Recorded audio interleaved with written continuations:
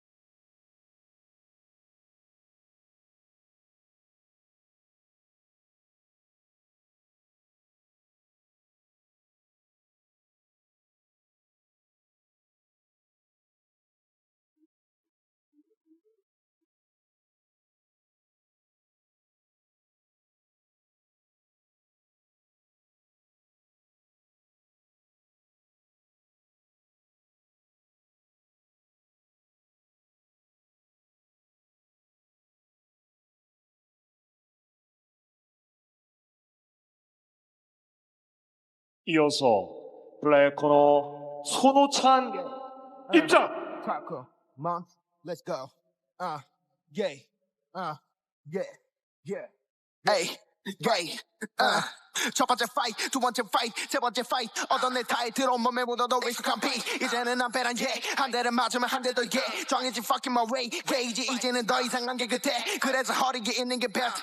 첫 번째 fight, 두 번째 fight, 세 번째 fight. 얻은 내 타이틀 온몸에 묻어도 익숙한 피. 이제는 난 베란 한 대를 맞으면 한 대 더 정해진 fucking my way. 게이지 이제는 더 이상 안개 끝에. 그래서 허리에 있는 게 belt.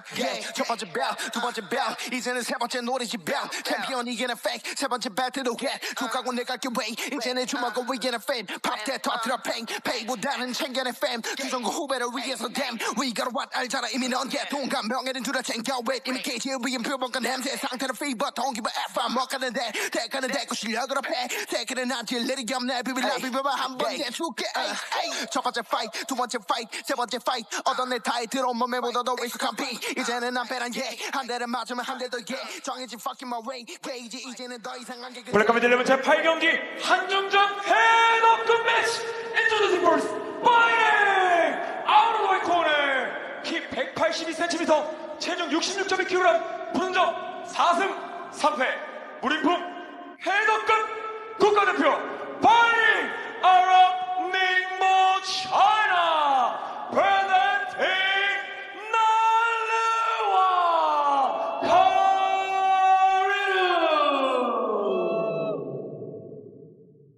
난등왕 카리노입니다. 파이팅!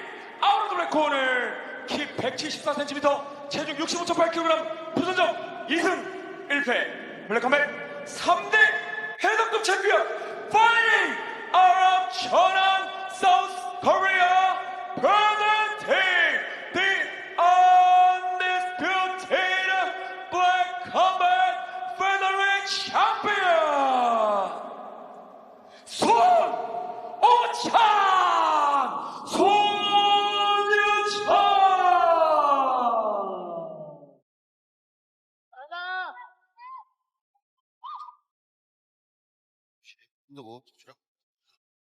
카리노 선수 정말 눈매가 매섭습니다. 네, 바짝 올라가 있어요. 네.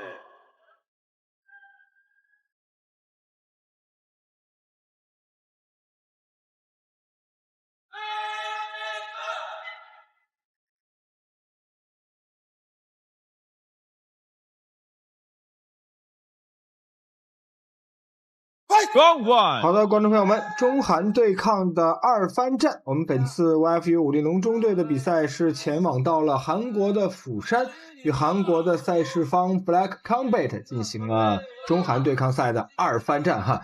我们现在看到的这场比赛，代表中方战队出战的是卡利努，身着蓝黑相间的 YFU 武力龙中队的短裤，而他的对手则是来自韩国的孙佑良。一上来卡利努就要是下潜抱摔啊，抱双腿，把对手给扛起来了，看看要往哪儿去放啊。还是来到了龙网底角的位置。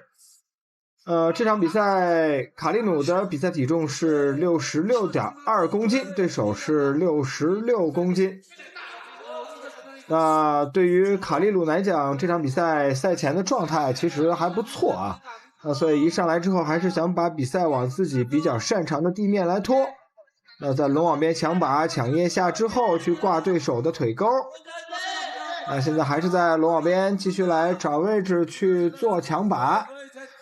来看一下双方运动员的身体数据和职业战绩啊。孙友良，也就是韩方的运动员，身着黑色短裤，今年是19岁的年纪，175公分的身高，175公分的臂展，现在是圈头。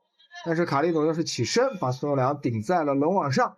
孙友良的个人职业战绩是3战2胜1负。卡利努今年是22岁，身高182公分，臂展187公分，个人职业战绩是7战4胜3负。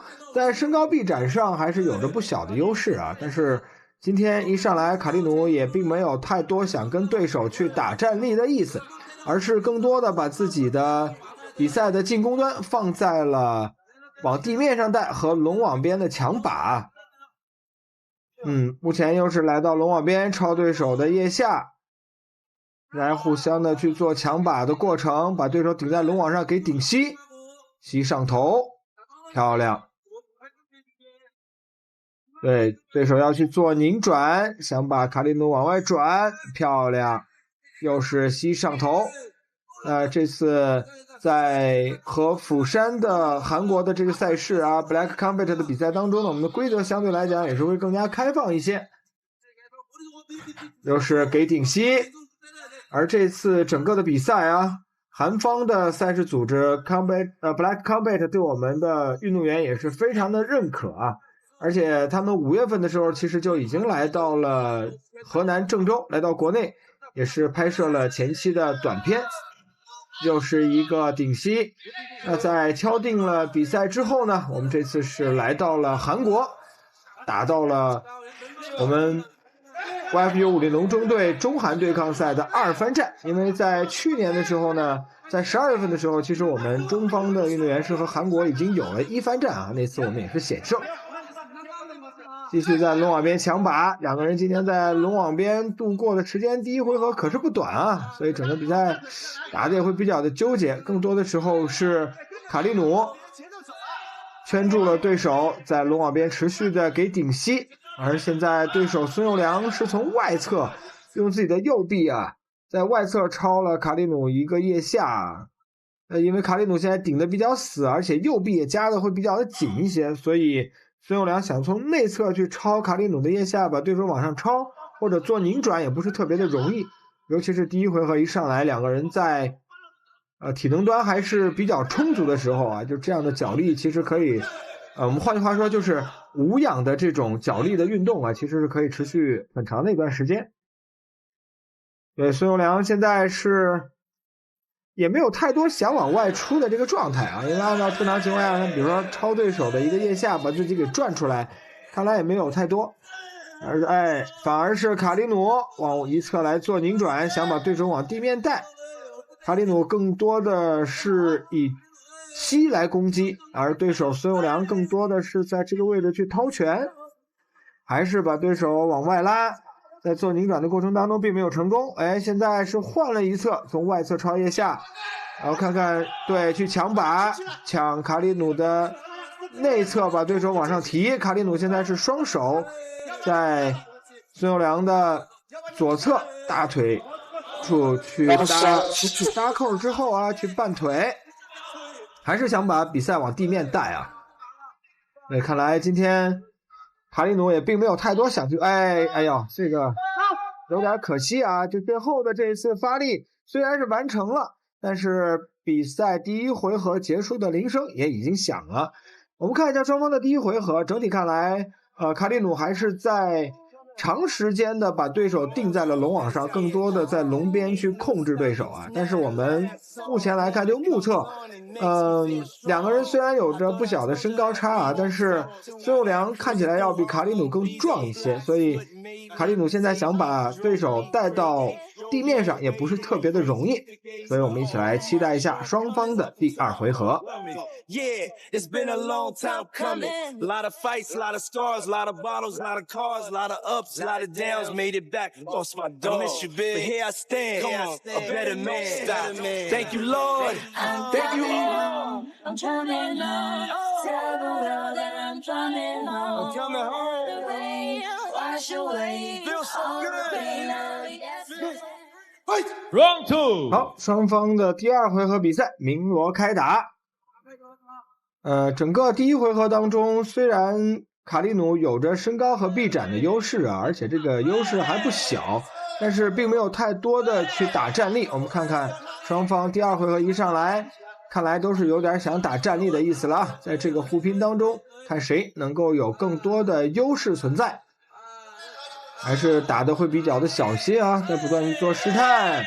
效步之后给了一个低扫和转身的摆腿，但是距离控制的并没有那么好啊。看来孙友良对于卡里努，尤其是这个臂展啊，12公分的优势，还是有一丝的忌惮啊，所以也是拉的会比较开一些，在中远距离更多。漂亮！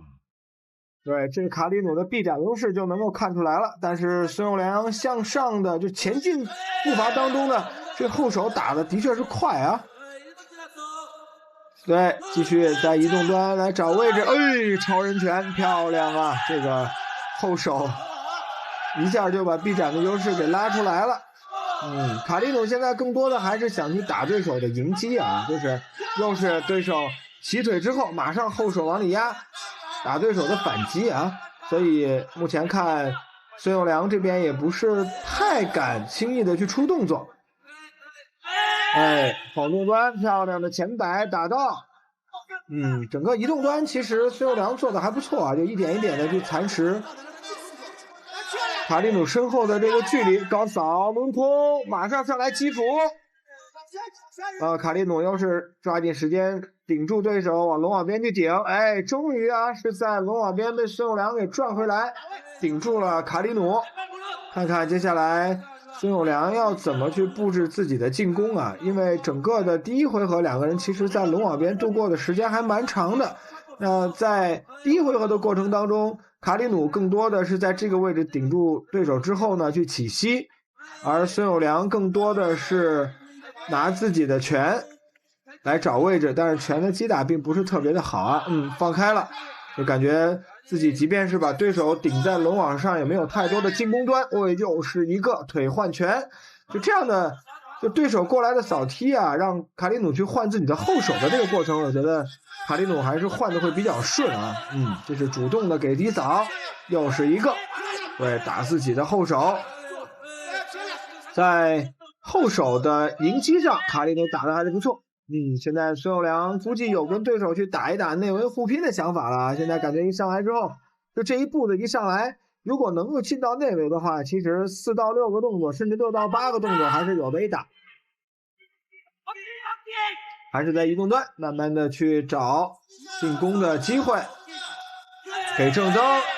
这个后手没有吃中啊，但是也从另外一个侧面我们能够感觉到，就是卡里努在打对手迎击的这个过程当中，在站立端明显是不吃亏的，但是并没有说像在站立过程当中他自己打的那么的主动啊。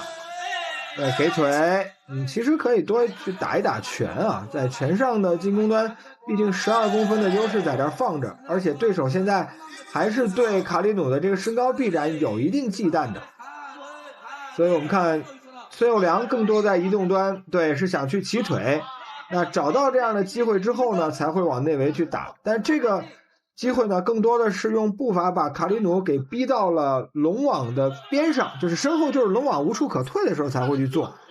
所以，如果在这个位置，比如说我们看两个人现在在擂台的中心位置，卡里努其实可以去打一打自己的前手啊，给对手，比如说自己的前刺，漂亮起腿，一定的干扰之后去压自己的后手，接一下后腿前摆，切腿之后，把对手往地面上顶，卡里努反应非常的快啊，起身马上把孙友良顶在了龙网边。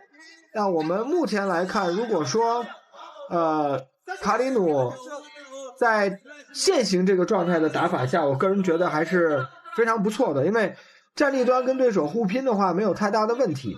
那如果说现在像这样把对手顶在龙网的底角，或者说把对手顶在龙网边去打控制，其实也还会有一部分的优势存在啊，就是起码把对手控制的会比较死。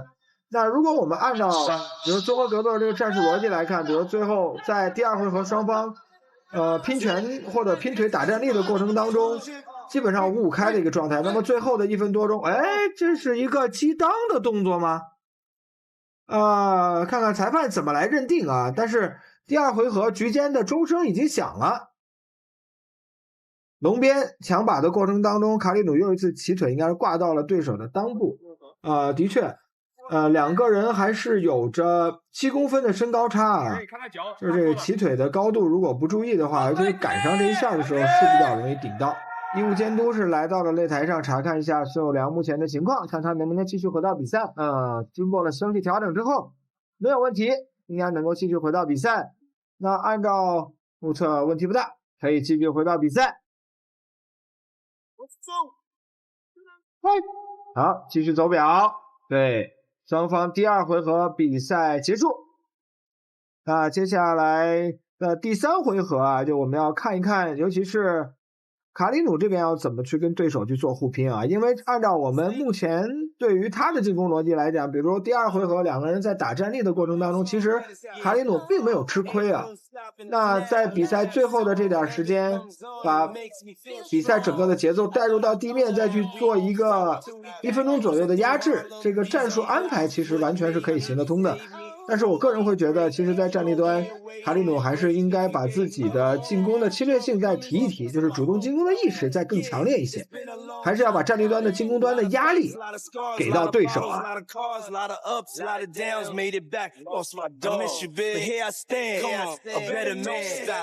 您正在收看的是由河南卫视与优德集团、德信集团联合为您打造的优德终极格斗赛 YFU 的比赛现场。喝工厂清香好酒，看 YFU 优德终极格斗。本栏目由工厂酒业集团赞助播出。Final round。好，双方第3回合比赛开始。我们看局间的时候，孙友良的边角也是帮他再调整了一下护裆啊。目前看问题不大，能够继续的完成比赛。来看看这回合两个人要怎么打，还是要从站立开始去打。这个时候卡里努还是有一定的机会啊，因为我个人觉得，以我对他的了解，包括之前解说过他的比赛啊，就是他拳法的进攻上其实还不错，包括这场比赛，尤其是第2回合展现出来的，比如说自己后手拳还是能够压得进去啊。所以目前来看，他感觉打得有点保守了一些，就是进攻端的压力也没有更多的给到对手，而是让孙友良在不断的试探进攻当中，现在在这回合明显一上来就是对于距离和位置的把握就更好了。刚才又是一个后摆接前直，2拳没有打到，一拳上头，一拳动胸口。对，这个过程就是自己没有给到对手进攻端的压力，反而让对手的进攻端在站立的时候越打越顺。因为第2回合两个人拼站立的时候，我们还是比较明显的能看到孙友良对于卡里努12公分的臂展优势还是有一定的忌惮啊，包括基本上都是在打中远距离，特别是远距离打的比较多，那起腿啊，有好几腿其实都没有碰到卡里努。但是这回合我们再看，孙友良还是找到了这个非常合适的进攻距离，而且一步一步蚕食对手，把卡里努往龙网边来压，然后这个时候大踏步拿自己的进攻组合往里去带啊，这个过程还是从第3回合一上来感觉他打的还是蛮顺的。给一个扫踢，上前去做压步。但是在移动端，我们也能够感觉到孙永良还是不停的向前一点一点的去压步，又是上步之后给正蹬，还是会迫使卡里努一点点的后退啊。我觉得其实在比赛过程当中，就是来自对手的这种压力，还是要去顶一顶对手啊。还是那句话，就是要把进攻端的压力更多的给到对手。上步之后给了一个中扫，又是在移动端慢慢的找机会。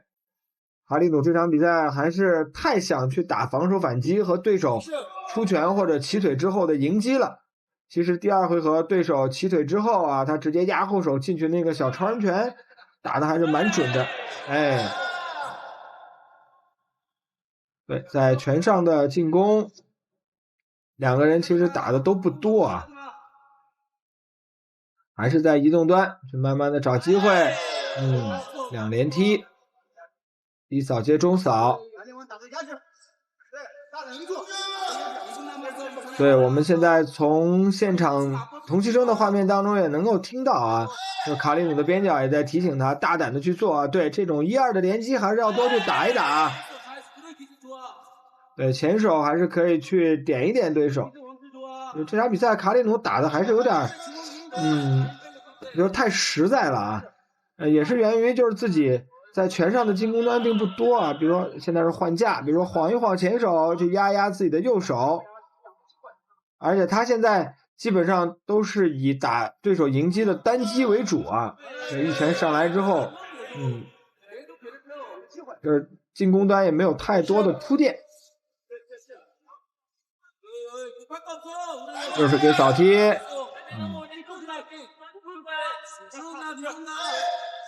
下潜要抱，要把对手给举起来，往地板上放，手撑地。卡里努现在又是把孙永良给顶在了龙网边。看来比赛接下来的这段时间去打一打对手的压制和控制。对，这样的打法其实也没有太大的问题啊，因为在战力端，其实这场比赛不只是卡里努，孙永良也不是太敢打，更多的时候还是去起扫踢，给顶膝，漂亮。对，这个位置卡里努起顶膝还是很舒服的，而两个人的身高差呢，又让孙永良就是即便抢到卡里努内侧腋下的摆位，想把对手往上提也没有那么的容易。对，在这个位置起拳，可以继续的做顶膝啊。再超一下。好的，双方第3回合的打法几乎是复制了第2回合啊，只不过在最后的这一点控制的时间，第2回合是在龙网的底角，第3回合是来到了龙网边，所以双方也是苦战3个回合。那接下来我们一起来期待一下这场比赛最终的结果。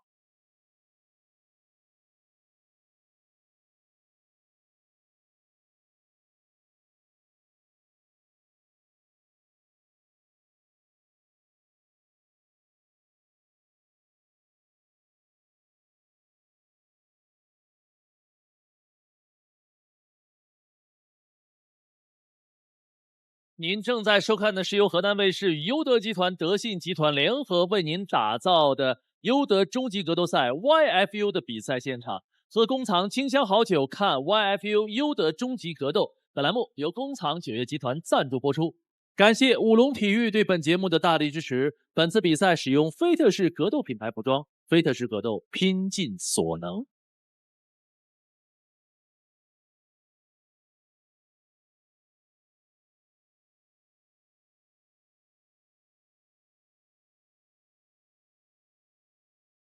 판정 결과 발표하겠습니다. 3명의 심판 판정 점수 모두 29대 28 만장일치로 승리는 손오찬! 손유찬!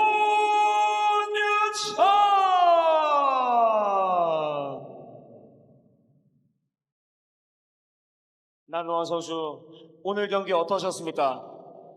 今天的比赛我感觉我非常好，展现的也挺好的，只是我的胜利被夺走了。我在龙边的优势，打击各方面都有优势，但我还是很感谢 BC 和50龙中队 YFU 给我这次机会展现的，非常感谢。但是我希望下次他去中国跟我打2番战，我邀请他去中国来我们的 YFU 赛事。 감사합니다.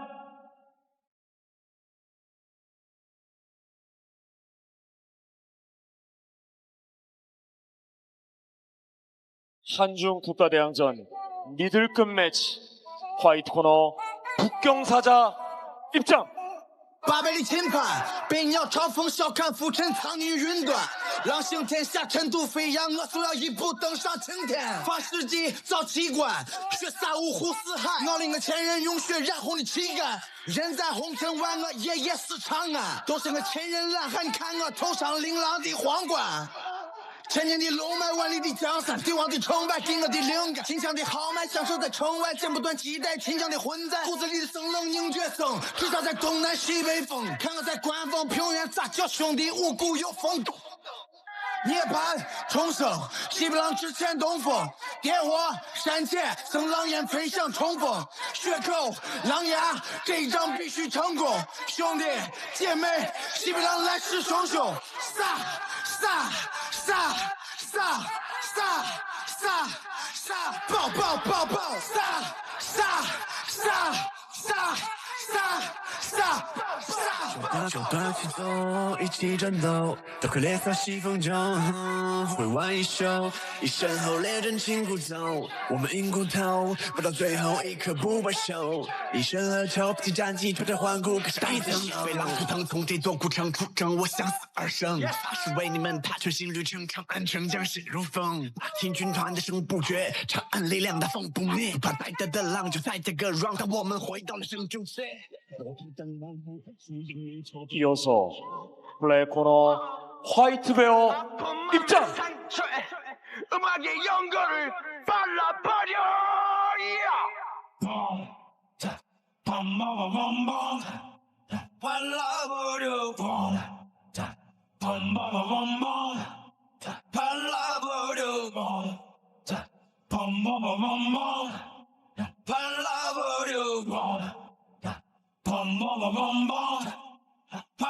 I'm fucking in the front, make your fist stop. Fucking in the back, get ready to react. Fucking in the front, make your fist stop. Fucking in the back, get ready to react.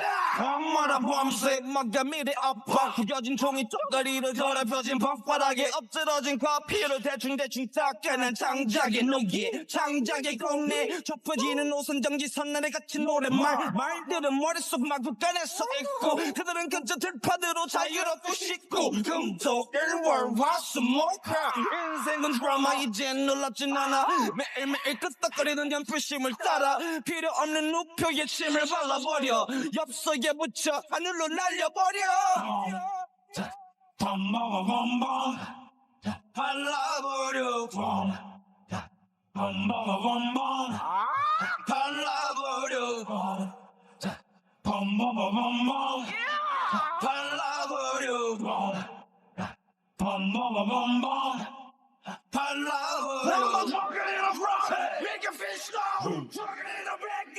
블랙카메 11 제12경기 한중전 미들급 매치 Introducing first fighting out of the white corner 키 183cm 체중 84.1kg 부전적 2승 4패 무림풍 미들급 국가대표 fighting out of Xi'an China presenting 북경사자 조서야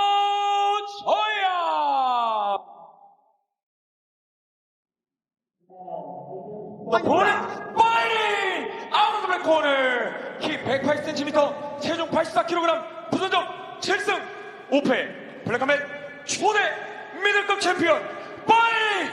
아웃 오브 서울 사우스 코리아 presenting the undisputed black combat middleweight champion White Bear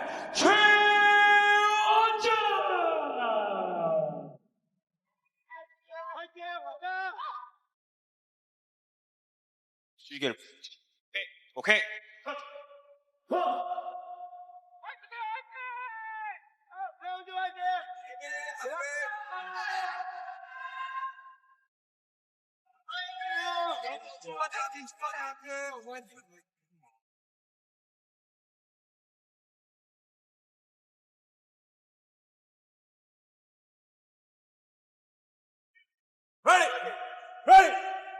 Round one。好的，观众朋友们，我们现在看到的是本次中韩二番战的一场84公斤级的对抗，代表中方战队出战的是周泽一航，而代表韩方战队出战的是崔元准。崔元准是目前 Black Combat 这个赛事现役次中量级的冠军啊，所以对于不友周泽一航来讲是一场硬仗啊！两个人一上来之后在内围的互拼，现在又是周泽一航把对手顶在了龙网边。崔元准还是很快的就去抢了腋下的把位，现在是控制住了周泽一航。看看周泽一航在这个位置把对手顶在龙网边之后，能不能有什么进攻端的输出啊？现在相互的给顶膝，给一拳。对，去超腋下破把，拿了个双腋下。对，两个人抢把的这个过程还是思路非常的清晰啊。现在崔元准下潜，抱住了，周泽一航给带出来，周泽一航圈腿上来，现在迫使对手进了半防，连续的给锤击，这个有拉横十字的可能啊。这个位置左手还是能够有击打周泽一航的空间啊。崔元准在地面压制的过程当中，还是想要去切自己的右腿，过腿到齐成位，到齐成位了，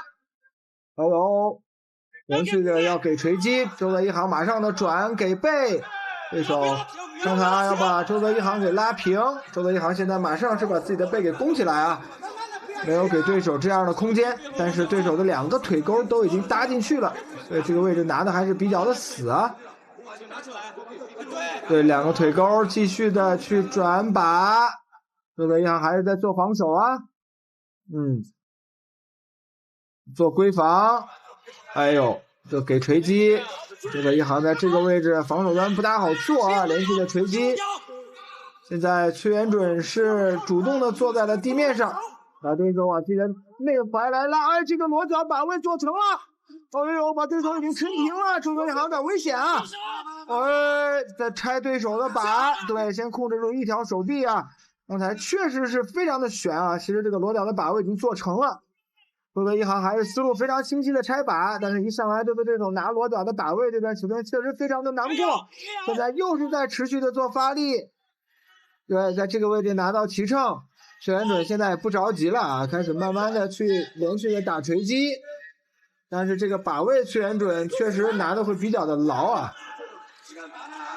周泽一航的第一回合一上，又是要去拿裸脚，手还在里面去拆对手的把。对，周泽一航做的不错，防守端做的还行啊。但是在这个位置确实是会比较的困难一些，而且也能够感觉到崔元准在进攻端的思路也是非常的清晰啊，不断的转换把位的过程当中，一旦拿不到，反正到了齐成位还是能够有的一打锤击，又是要把周泽一航给抻平。周泽一航继续的做起桥，又是拿背绕出来了，漂亮啊！周泽一航确实是不容易啊，被对手拿了裸脚的把位之后，还是最终通过自己不断的起桥发力转把，还是逃了出来啊！到了站立端跟对手就打一打站立，内围的互拼做的不错。其实比赛第一回合一上来啊，周泽一航从中距离一下打到了内围之后，跟对手的互拼，就还能够感觉到他在站立端还是跟对手有的一打。但是对手崔元准在地面上的实力确实是蛮强的，不管是他转把的逻辑，还是对于拿到裸脚这个把位之后对周泽一航的控制上都做得不错，也不愧为Combat Black 现在的次重量级的冠军啊！两个人相互之间的拼拳，这防守端还是要做一做啊。对，崔元准的拳也还是蛮重的，连续的挥拳，都是上头了。在拳的落点上，我个人会觉得还是崔元准打得更准一些啊，拳的落点会更好一些。对，两个人现在在拼拳的过程当中都是几乎放弃了防守端啊。抱头往里打，挂自己的前手直拳。哎，刚才这是周泽一航举手向裁判示意，是被打到了后脑。对，裁判先行将两个人分开。这个时候崔元准要去到中立角。对，然后裁判要查看一下周泽一航的现行状况啊。对，看来搂到后脑的这拳不轻啊。继续回到比赛。两个人在内围的互拼时候基本上都是不去做防守动作的，但是崔元准的拳的落点和线路刚才也说了，目测比周泽一航要更好一些。那短暂的局间休息之后，我们一起来期待一下双方第2回合的比赛。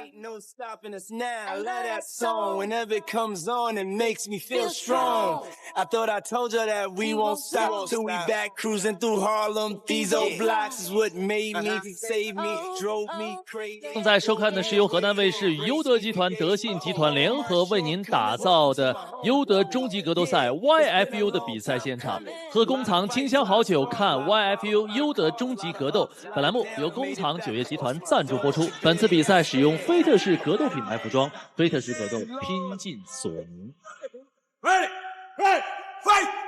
好，双方第2回合比赛开始，我们来看看这回合两个人从站立端打的时候要怎么去做啊。在比赛局间的时候，漂亮！周泽一航的边角也跟他说，前手点一点啊，去打自己的后手。因为两个人其实在内围互拼的时候，防守端几乎都不太做动作啊，所以呢，就看谁的拳更准一些了。对，双方在内围互拼的互抡还是蛮多的。那其实对于周泽一航来讲，提高一下自己拳的落点的准确性啊，可能对在自己进攻端好处不只是1点2点啊，可能会成几何倍的去做增长。漂亮，又是1-2的连击，回后手，对手也是给前手点后摆，然后接了一个前手，对，前手慢慢去点。对，对峙端还是崔元准在这一小节出的更加主动一些啊，这前手拳点的还是比较的及时。卡夫在移动端，周泽一航打的还是略微有一点点等啊，就是想去打对手的反击和迎击啊，但是对手在拳上互拼的过程当中，其实节奏是比周泽一航要更快的，所以来自进攻端的压力呢，也是对手比周泽一航做的更多一些，所以对于他来讲，可能要把自己的进攻端打得再主动一些啊。你看现在还是有一点点等对手，对手的前手又来了，一旦到了对峙端过来之后啊，一有机会，崔元准的前手就挂中线，非常的明晰啊。对，低扫，对，他其实现在进攻端基本上也就这2招啊，要不然就是站住了之后前手打中线，要不然就是给后腿的低扫去找周泽一航的前腿。漂亮，这一拳的中线是打透了，是稍有不注意，其实周泽一航的中线就很容易被打透啊。这也是刚才为什么我说，其实两个人在内围互拼的过程当中，崔元准的拳的线路和落点比周泽一航要准的原因。确实是在打拳的功力上，崔元准还是蛮不错的，尤其是他前手拳抓的这个时机和路线，包括落点，又是一个前摆，所以在这个位置都做得不错啊。所以相比之下，就感觉周泽一航在打拳上做的确实少了。现在崔元准是瞅准了一个机会，把对手带到了龙网边之后，被周德一航拿圈头、拿断头这个把位进入到地面，但是想做成有点困难啊。两个人都是去圈对手的头，都撤出来了。但是崔元准是拿到了一个齐正的把位啊，还有连续的给肘，要打 TKO 了，果然是，整个比赛其实打到现在，在进地面之前啊，周德一航的体能端就已经略显疲态了，已经快到了临界点了。其实对于两个人来讲，体能都不多了，因为1、2回合其实拼的都蛮凶的。那尤其是第一回合、第二回合，两个人的战力端呢，崔元准又比周德一航打得会更加的积极主动一些，尤其是他的前手的直拳去挂中线，然后去带自己的后手，或者带自己的扫踢，还是给我们留下了非常深刻的印象。那在抓住了这个齐正的把位之后呢，崔元准连续的肘击还是一波将比赛给带走了，所以恭喜崔元准拿下比赛。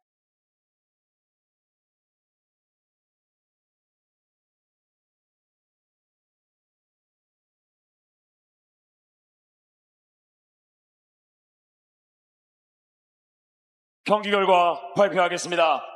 2라운드 3분 31초 TKO로 인한 승리는 2라운드 TKO 승리입니다. 최원준!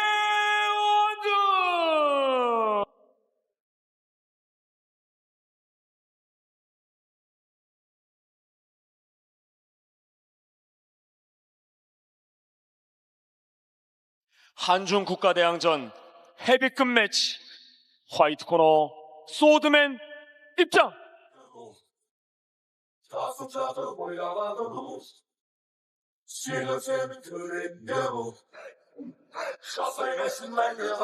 İnsanda rapatik, tüzükünde Aspancırniye sınay sadarete loyla tutte İsanda kayfatik avramiki Kunstijikti cinno ama kadırlıvet babaların bası bütün Çalımda gelişin, çalımda gelişin Yerine karşı olsun şantırları sevişin Çalımda gelişin, çalımda gelişin Bu senin uğraşın O benim uğraşım Çalımda gelişin, çalımda gelişin Yerine karşı olsun şantırları sevişin Çalımda gelişin, çalımda gelişin Bana olan tentezişin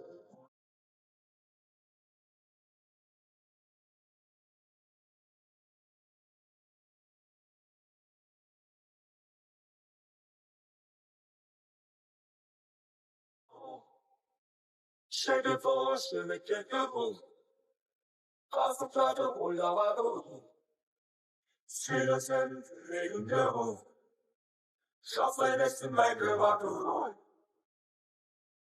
Şerif olsun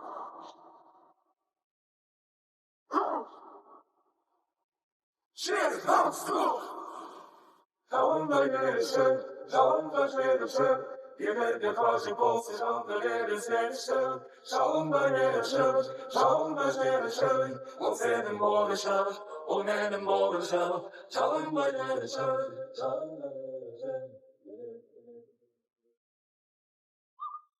이어서 블랙코너 더 빛가이 입장!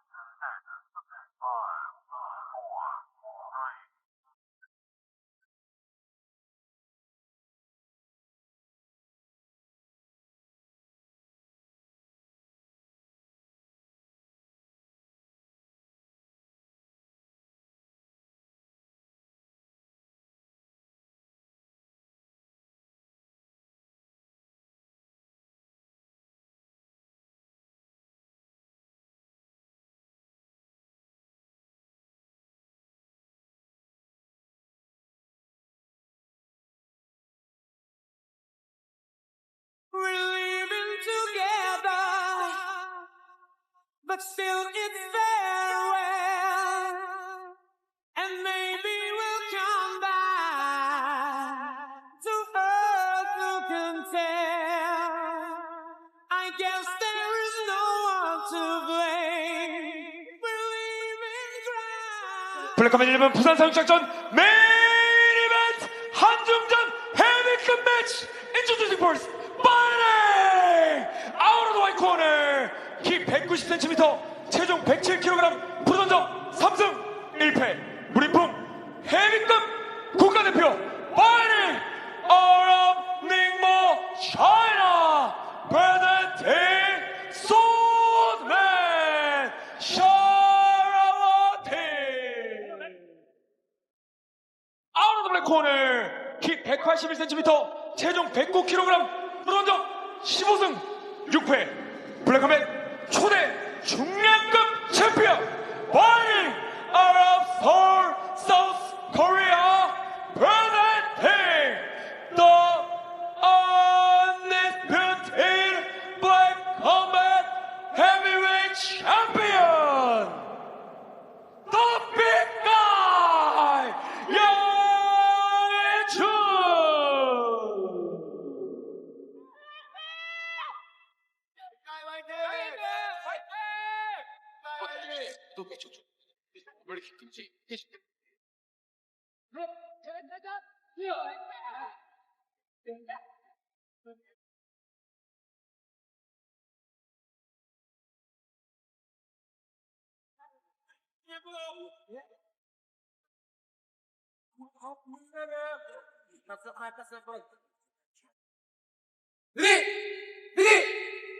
Round one. 好的，观众朋友们 ，YFU 50龙中队和韩国 MMA 赛事 Black Combat 的中韩二番战的比赛，我们现在看到的这是一场无差级的对抗，代表中方战队出战的是沙拉瓦提，而他的对手则是来自韩国的梁海俊。这场比赛我们在韩国的釜山为您带来实况，我是评论员雨辰。沙拉瓦提的比赛体重是107公斤，而对手则是109公斤。非常值得一提的是，梁海俊是现役的 Black Combat 的重量级的冠军。其实，在双方的一番战，就在我们河南郑州河南广播电视台8号演播厅的那场一番战的时候呢，我们中方是险胜啊，所以这一次 Black Combat 也是派出了极为豪华的阵容，比如和张熙镇对阵的吴学一，就是他次重量级的冠军挑战者，而和卡利努对阵的孙佑良19岁就登上了 Black Combat 的冠军宝座。那在这次二番战当中，和周泽一航对阵的崔元准则是 Black Combat 现役次重量级的冠军，所以这次的二番战 Black Combat 也是派出了诸多优秀的选手，可谓是志在必得啊。那今天和沙拉瓦提对阵的梁海俊呢，则是 Black Combat 重量级的冠军，所以一上来两位运动员都是在站立端去打自己的拳腿组合啊，打的还都是相当的谨慎，下压的击腹。感觉沙拉瓦提手拿的略微有点低啊，但是现在要下潜去抱单腿，又被对手圈头，拿断头上提，这个动作很危险啊！裁判还在看沙拉瓦提这边能不能扛过去啊？还好现在是推对手的胯，看能不能从这个摆位啊，要先去拆把呀，对，把自己身体往上贴，把对手给顶出来。刚刚确实有点悬啊。这个位置，梁海俊还是思路非常的清晰啊，拿了断头的这个把位，并且在做持续的发力。我觉得沙拉瓦提还是很好的扛住了这一波的断头的进攻，但是转出来之后，把对手顶在龙网边，又被对手圈头，还是要去拿断头。不行了。对，在第二次拿断头这个把位的时候，确实沙拉瓦提我看到了一个动作啊，就是脚踩龙网，想要给自己一点上升的空间啊，但是梁海俊的这个断头的把位拿的还是非常的死的，而且在压榨空间的过程当中也是做的非常的迅猛且一气呵成啊，还是以断头的把位结束和终结掉了这场比赛，这又是一场速胜。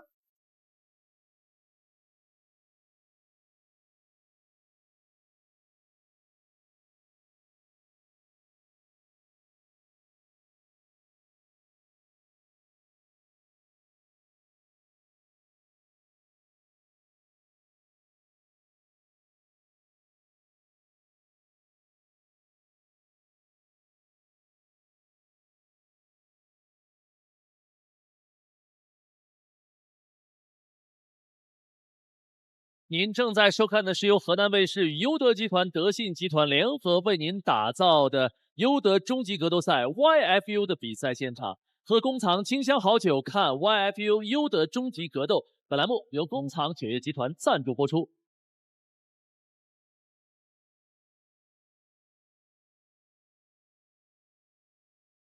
경기 결과 발표하겠습니다. 1라운드 2분 34초 길로틴 초코레나 승자는 더빅가이 양혜준!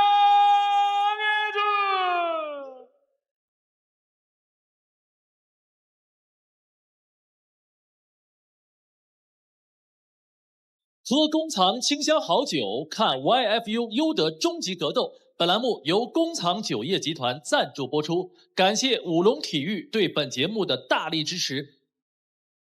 Fighter, you know the rules. Listen to my command. Protect yourself at all times. Head cloud, step back corner.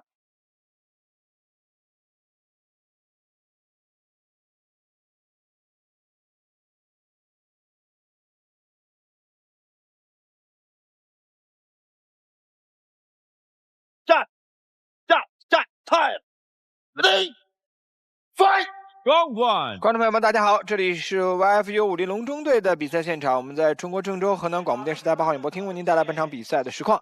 我是评论员雨辰，在我身边的是韩燕老师，欢迎。大家好，雨辰老师好。对，这场是男子轻量级的比赛是哈，红方买买提、托和提也是临危受命。本身对阵这个韩国文姬凡的是任亚伟，但是他这个意外受伤了，所以不得已退出了本次的比赛。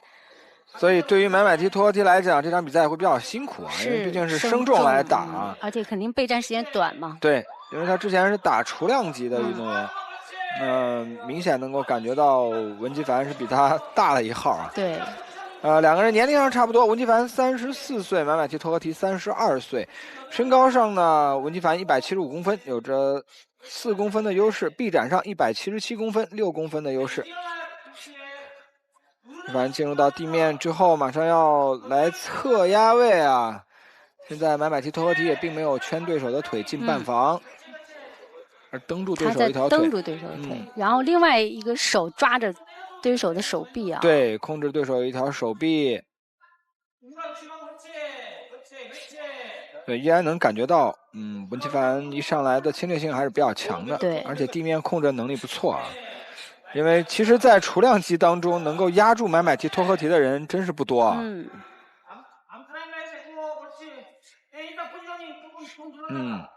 升了一个级别，确实，对这个力量上的差距能感受得到啊。在那儿放着。对，其实，在雏量级当中，买买提、托和提的拳已经算是重的了。是的。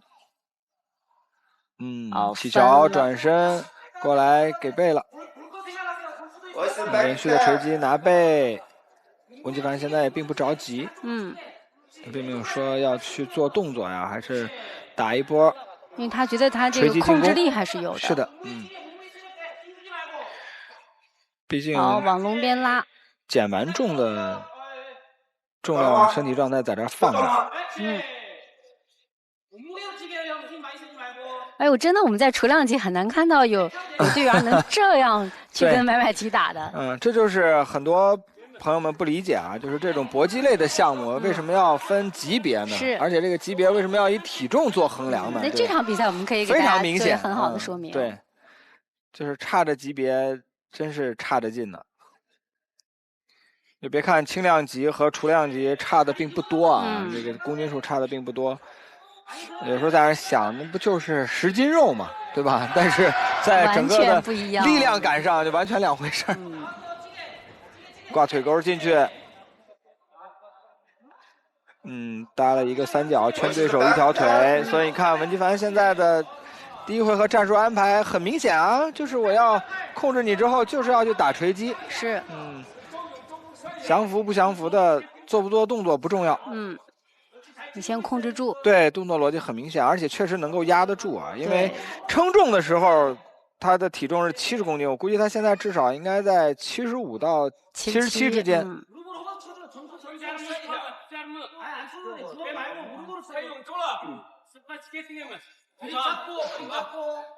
还是在龙网边继续圈住买买提托合提的腰。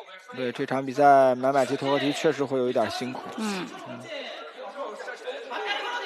不过也没有关系哈，撑过第一回合。对，主要一上来两个人也并没有打站立的想法，是对手直接把他拉到地面了。对，然后要不就是放在龙网边。文姬凡的控制能力还是不错的。是的。翻身过来，看看能不能过来啊？现在是头被对手圈住，抽手出来，侧身位压制，漂亮。刚那一下的爆发，买买提做得非常好。对，很提气啊，因为其实，在重量级当中，买买提的绝对力量一直是他的优势啊。对。而且，无氧的能力确实是会比较好一点。好，缓一缓，不着急。对，拿反架给扫踢，漂亮！哎，别着急往上冲。是的。对。可以再控一控。对。因为前面已经被压制了那么长时间了，是的，控制了那么长时间。因为现在对手如果，一个迅猛的下潜抱摔，他来不及做防守的情况下，就又会被带到地面。而买买提托合提之前防摔的功力确实不大好。是的。好，还有10秒。对。但是他之前在雏量级，比如说他的摔法比较凌厉的，这个优势可能在这场比赛当中，就没有什么当优势的地方了。但买买提其实在站立打击就我觉得一般，他主要是这个，就是这个抱摔，然后到地面的是技术的运用。在雏量级当中，很多时候都是他去控制别人，而且在雏量级当中，他的权重呢是有一拳把对手打倒的能力的。就即便咱不说把对手给 KO 掉哈。就是把对手给打倒，然后上去补拳拿一场 TKO 的比赛，他也是有过这样的经历的。对，所以这场比赛对他来讲，的确啊，生动来打会比较辛苦一点。不过好在第一回合，我会觉得稳扎稳打吧。就是还是扛过了第一回合。那看第二回合自己在进攻端有没有，比较好的或者说比较实质性的、有效果的进攻输出出现吧。还有就是看局间他如何去给自己这个布置战术了。是，毕竟第一回合上来对文姬凡也没有那么了解嘛。那试探过一个回合之后，看接下来怎么打吧。对。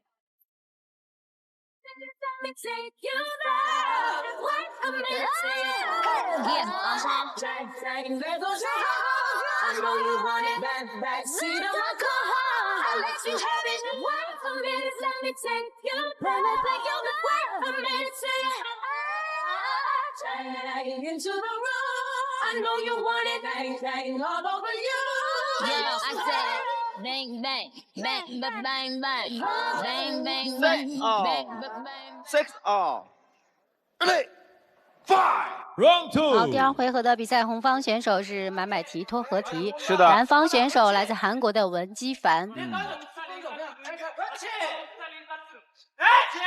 买买提托合提主动去抱，漂亮。去看他能不能压住对手，拿背，漂亮，这一个动作一气呵成啊。哇，小心呢。但是看看能不能控制住啊。是。我有点担心他控制不住对手。你别掉下来。对，对手身高臂展都有优势，关键是块头比他要大。这一个升重，一个减重，这至少10公斤就差出来了。是的。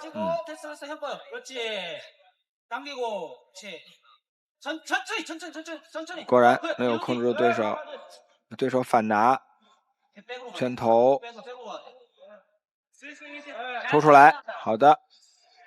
你要去站立上打一打，两个人现在都是拿一个正架。我觉得在站立端买买提托合提也不好打。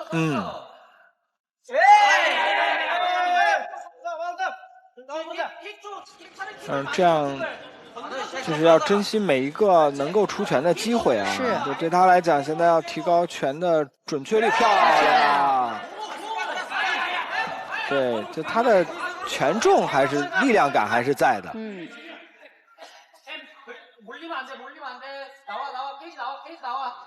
对，这个位置我们明显能够感觉到两个人在块头上的差距啊。是的。文基凡这边确实比他大了一号，要下潜，没有给机会，找机会拿出压自己的后手。现在买买提托合提是换了反架在打，是漂亮，漂亮，全被对手打倒，迎击打到了。顶在龙网边顶膝，其实对于文基凡来讲，目前因为客观的优势在这儿放着啊，就他其实完全是可以去打控制的，不管是像这样吧，对手顶在龙网边啊，抢腋下、抄腋下之后拿把位，把对手控制住，还是把比赛带入到地面去持续的做压制，都没有太大问题。对。不过第二回合，进行到现在这个阶段，买买提也进入到状态了。对，比第一回合打得要好一些。第一回合就没有施展的空间。没错。被对手按在地上摩擦了得有3分半钟以上。对。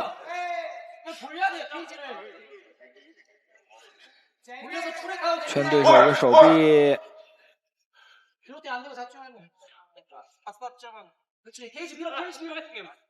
推开。继续回到比赛当中，买买提托合提还是去拿反架，换回正架，漂亮，蓄力的前冲拳啊，扫踢，对这种中距离的击打，对于买买提托合提来讲是有的一打，是，这跟对手有的一拼，起码。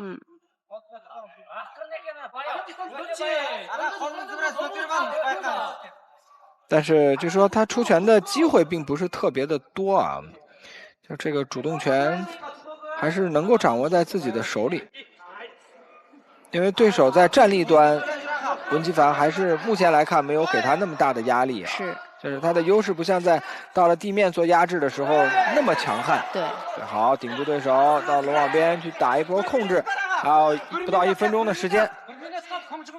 看能不能控制住对手。不太好。我觉得有点难。对。是。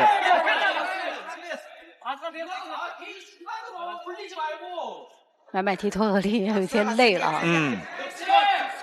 他还是要为第3回合去做准备的。是的。因为如果说两个人在力量的这个层面是层级化的差异的话，那他如果第2回合打进了自己的体能之后，那第3回合就没得打了。对。对。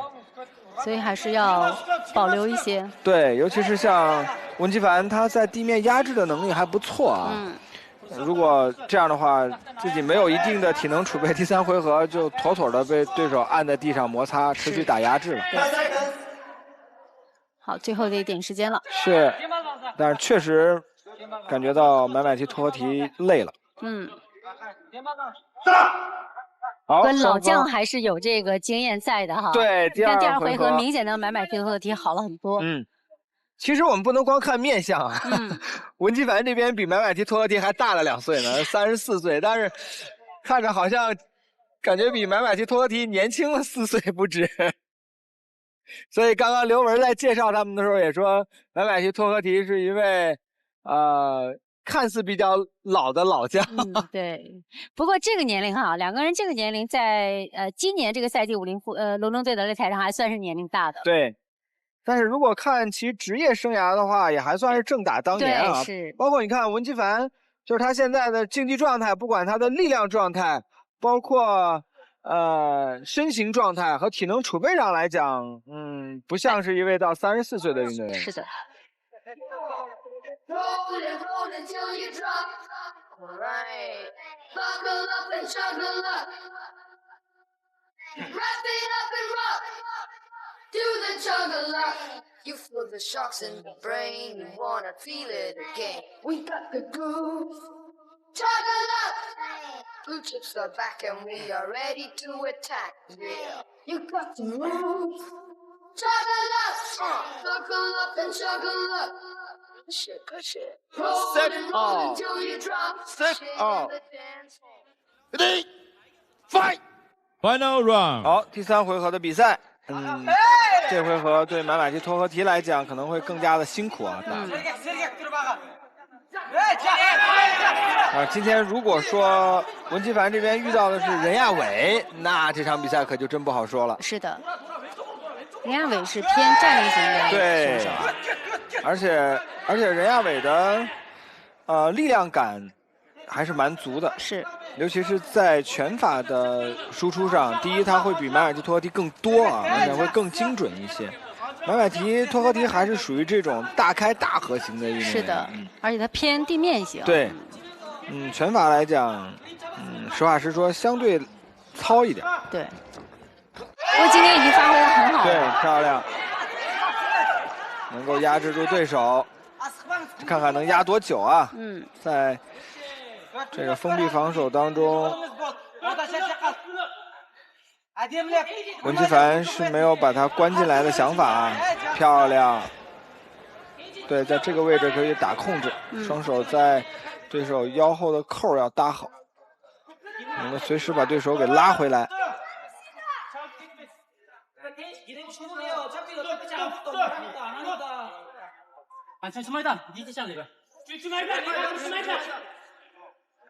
圈腿，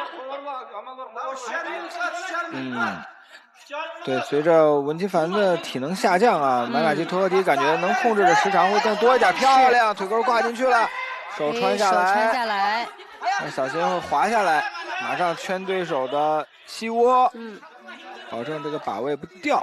但是应该保持不了多久啊！是的，感觉随时有掉下来的可能性。文基凡现在是不会选择往前去翻的，翻完之后就正中下怀，还是要让对手滑下来，就往侧面去滑。好的，翻转过来之后，看能不能继续控制住拿背的这个把位。身体三角也没有搭好啊，所以还是掉下来了。对手反压，文基凡现在要去把对手顶到笼边，买买提托合提在笼网边，看能不能借笼网的力量站起来啊，不大好站。对，因为现在大家随着综合格斗这项运动的越来越普及，而且习练的人越来越多啊，你看技术也会变得更加的细腻啊，比如现在的这种笼边的技术啊，包括笼边抢把的技术，还有笼边控制的技术都会变得更加的细腻。反肘顶膝，抱腰，托合提要从这个状态里面出来。主动的坐地，转出来，漂亮。这个动作还是很有想法的，但是也冒了一定的险啊。锤击到齐成位，右腿没有完全切过来，然后转过来继续来压。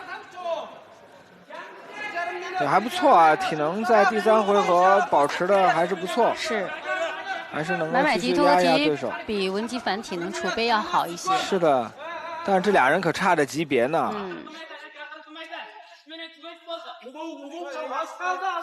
而且这种差别不像说，比如银量级和草量级之间的差别，是的，差的还是蛮大。铁锤击，继续去压对手。转过来拿背，好的，把对手往笼网边来拉，还有50多秒的时间，看能不能持续控制住对手啊！这样的话，第3回合优势可能会更多一些，是的，也更明显一些。漂亮，锤击，对，现在文基凡这边也是在疲于应战啊，体能下降比较厉害。对。文基凡在第一回合消耗的体能还是蛮大的，因为上来之后第一回合打了一回合的控制啊，所以也蛮不容易。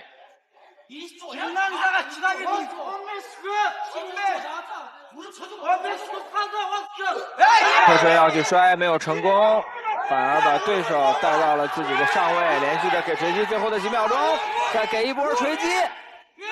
买买提越来这气势越上来了。是的。好，时间到。对。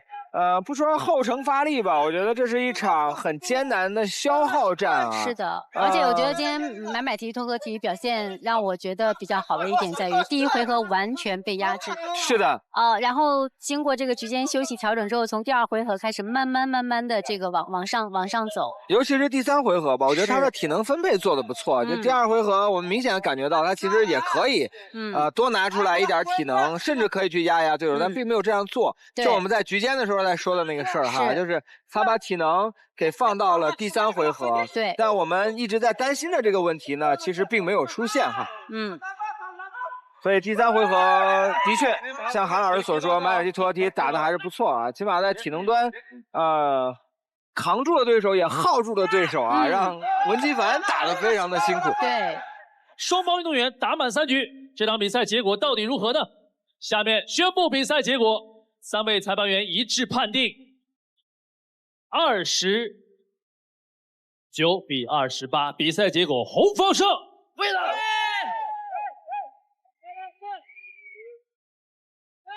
祝贺买买提、脱壳提。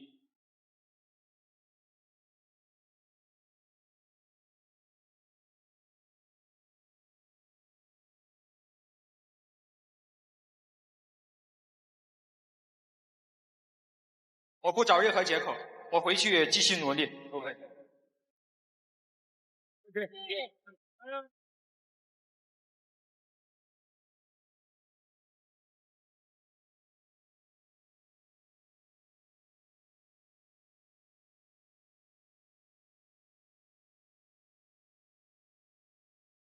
我一定会从哪里跌倒就从哪里再站起来。因为我想打好每一场比赛。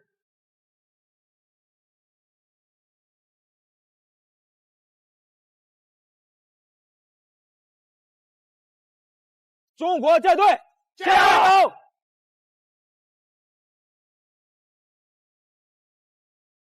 一个全新的武林风向您报道。唐山的父老乡亲们，大家晚上好！中滚金刚喊为报！不走，过来再来，我连续的走5载。